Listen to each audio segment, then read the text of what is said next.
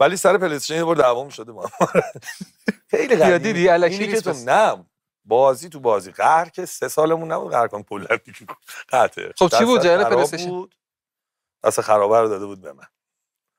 وگرنه من بازیم بهتر بود اون موقع است. تو بازیت بهتر بود از محسن می‌بردیش همیشه؟ واقعا می‌بردم. ما این حقو البته برای آقای چابکی هم قائلیم. آره این حقو قائل. آره باختم اون روز بعدم باختم ولی یه شیطنتایی شد. خیلی میل به برنده شدن داری. من باید همش ببرم. واقعا قهر میکنم. خیلی بی جنبم. میبازم مثلا یهو 25 سال ازم کم میشه. دست خودم نیست. و باختی و بعد دیگه از اون موقع با هم ارتباطی نداری. بابا چی میگی کجا ارتباطی نداری؟ عجب گیری کردیم ما. الکی سر بازی. دنبال با محمد اصفهانی سر چی قری؟